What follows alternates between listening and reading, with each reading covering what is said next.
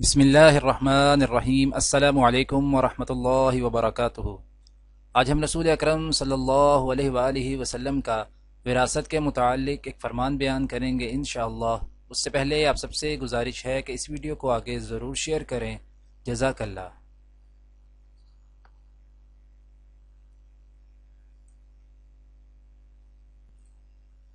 سعد بن ابی وقاص رضی اللہ تعالیٰ عنہ کہتے ہیں کہ میں فتح مکہ کے سال ایسا بیمار ہوا کہ موت کے کنارے پہنچ گیا۔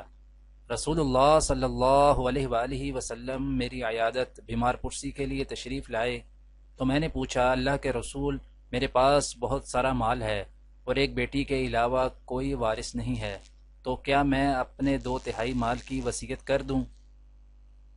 آپ صلی اللہ علیہ وآلہ وسلم نے جواب دیا، نہیں۔ میں نے کہا، پھر آدھا؟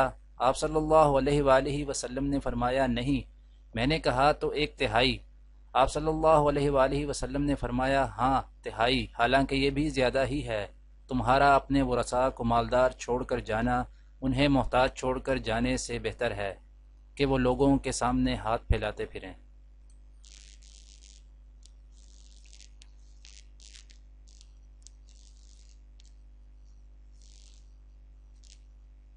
وضاحت: اس سے معلوم ہوا کہ وصیت 1/3 مال سے زیادہ میں نافذ نہ ہوگی اور 2/3 وارثوں کو ملے گا، اگرچہ وصیت 1/3 سے زیادہ یا کل مال کی ہو۔ جمہور علماء کا یہی قول ہے، لیکن اگر موصی کا کوئی وارث نہ ہو تو ثلث مال سے زیادہ کی وصیت درست ہے۔ دعا ہے کہ اللہ تعالی دنیا اور آخرت کی تمام بھلائیاں عطا کرے، عمل کی توفیق دے۔ سبحان ربک رب العزت عما یصفون وسلام علی المرسلین والحمد للہ رب العالمین، آمین۔